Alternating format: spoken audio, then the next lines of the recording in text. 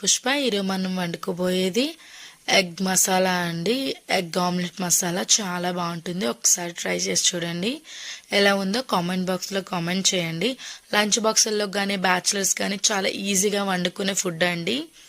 మీరు బయట నుంచి తెప్పించారా, హోటల్ నుంచి తెప్పించారా అని అడుగుతారు.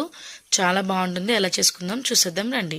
మనం ముందుగా మిక్సీ జార్ తీసుకొని అది పెద్ద పెద్ద టమాటాలు ఒక 3 వేసుకొని, అలాగే వెల్లుల్లి, పచ్చిమిర్చి, కొత్తిమీర తీసుకొని మిక్సీ కొట్టి ఇలా పేస్ట్ చేసుకోండి.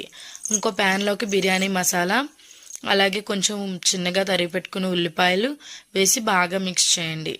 అది బ్రౌనీ కలర్లోకి వచ్చినంత వరకు మిక్స్ చేసి కొంచెం కరివేపాకు, వెల్లుల్లిపాయ పేస్ట్ వేసి బాగా మిక్స్ చేయండి. బాగా మిక్స్ చేసిన తర్వాత చూడండి, గోల్డ్ కలర్లో పచ్చివాసన పోయేంత వరకు మిక్స్ చేసుకోండి.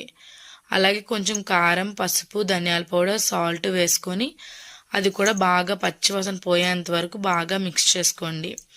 మిక్స్ అయిన తర్వాత ఒక కప్ పెరుగు, చిన్న కప్ పెరుగు తీసుకొని అందులో వేసుకొని బాగా మిక్స్ చేసుకోండి.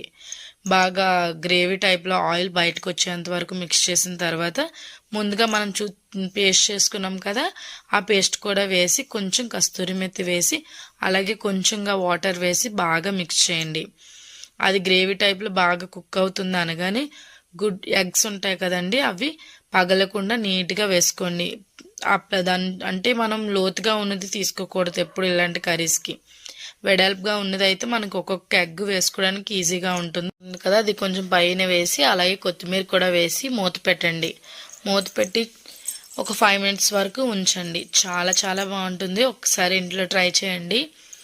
అసలు ప్రతి సండే కూడా అదే కావాలని అడుగుతారు. చికెన్, మటన్ కూడా అంత తీసిపోదు.